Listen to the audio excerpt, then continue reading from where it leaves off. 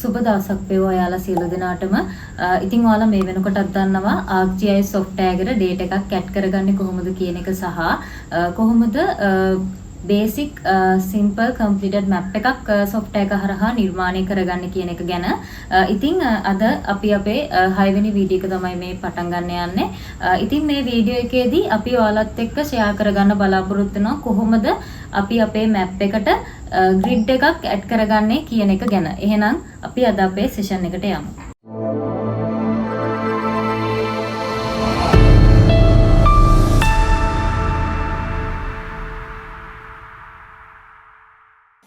ඔයාලා දන්නවත් දැනටමත් කොහොමද මේ software එකට අපිට ඕනි කරන data add කරගෙන simply map එකක් නිර්මාණය කරගන්නේ එහෙම නැත්නම් create කරගන්නේ කියලා. ඉතින් ඔයාලට මතක ඇති අපේ ගිය session එකේදී අපි කතා කරා කොහොමද data මේ software එකට add කරගන්නේ කියන තැන ඉඳලා map එක finalize කරගන්න තැනට එනකන් කතා කරා ඔයාලට මතක ඇති. ඉතින් මේ වෙනකොටත් ඔයාලට හැකියාව තියෙනවා simply data පාවිච්චි කරලා එහෙම නැත්නම් data මේ software එකට add කරලා map එකක් නිර්මාණය කරගන්න. ඉතින් ඔයාලට මතක නම් අපි ගිය session එකේදී අපේ map එකට අපි final කරලා layout view එකේ elements add layout view එකේදී map elements add කරලා final කරගත්තු අපේ map එකට අපි grid එකක් add කරන්න උත්සාහ කරා. නමුත් මේ software එකේ යම් technical issues නිසා අපිට අපේ grid එක add කරගන්න හැකියාවක් තිබෙන්නේ නැහැ අපේ map එකට. ඉතින් මම අද ඔයාලට කියලා දෙනවා කොහොමද අපි අපේ map elements add කරගෙන මේ වගේ final කරපු map එකට කොහොමද අපි grid එක add කරගන්නේ කියලා. ඉතින් ඔයාලට මම මෙහෙම පටන් ගන්නම්. ඔයාලට මෙන්න මේ frame එක උඩ click කරාන් පස්සේ මුළු frame එකම select වෙනවා. ඉතින් අපි මෙන්න මේ frame එක උඩ right click කරනවා. right click කරලා අපි මේ properties කියන option එකට යනවා. right click කරනවා frame එක උඩ properties කියන option එකට යනවා. ඉතින් properties කියන option එක දුන්නාට පස්සේ අපිට open වෙනවා මෙන්න මේ data frame properties කියලා dialog box එකක්. ඉතින් මට ඕනේ මෙතන අපිට options ගොඩාක් දීලා තියෙනවා. data frame, coordinate system, frame, size and position, grids මේ වගේ අපිට options ගොඩාක් දීලා තියෙනවා අපිට අවශ්‍ය කරන අපේ map එකේ යාවත්කාලීන කිරීම සිදු කරන්න. ඉතින් මට ඕනි දැන් අපේ map එකට grid එකක් add කරගන්න නිසා මම මෙතනින් මෙන්න මේ grid කියන option එකේ යටතේ new grid කියන තැනට යනවා. ඉතින් new grid කියලා මම මේ option එක දුන්නාම මට grids and graticules කියලා dialog box එකක් open වෙනවා. ඉතින් මම මෙතනින් measured grid කියන option එකට යනවා. ඉතින් මෙන්න මේ measured grid කියන option එක මම දීලා මම මෙතනින් next දෙනවා.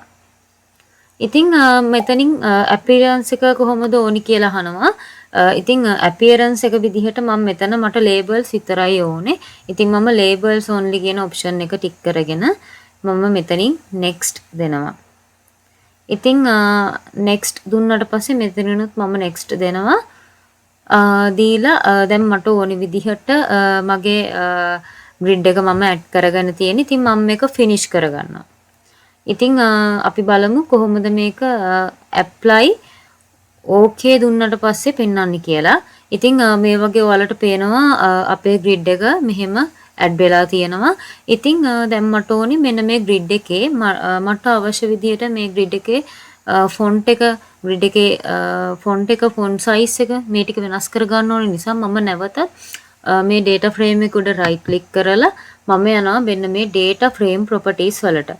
ඉතින් නැවතත් මෙන්න මේ data frame properties කියන dialog box එක open වෙනවා. මම right click කරලා properties දුන්නාම ඉතින් දැන් මම already මම grid එක add කරගත්තානේ. add කරගෙනනේ තියෙන්නේ. ඉතින් මට ඕනේ මේකේ properties යන්න.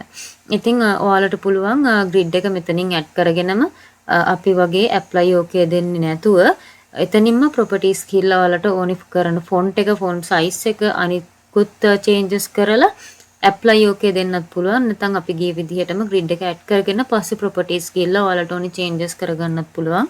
ඉතින් දැන් මම මෙතනින් මගේ grid එකේ properties වලට යනවා. ඉතින්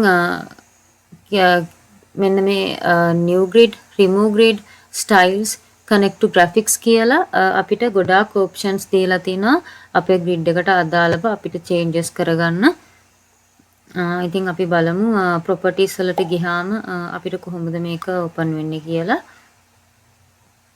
හරි. ඉතින් අපේ reference system properties කියන dialog box එක තමයි අපි grid එකේ properties දුන්නාම අපිට open වෙන්නේ. ඉතින් දැන් මට ඕනි මෙන්න මෙතන මගේ grid එකේ reference system properties වලින් මගේ grid එකේ font එක වෙනස් කරගන්න. ඉතින් මම හැමතැනටම දුන්නේ Times New Roman කියන font එක නිසා මම මෙතනත් Times New Roman කියන font එක select කරගත්තා.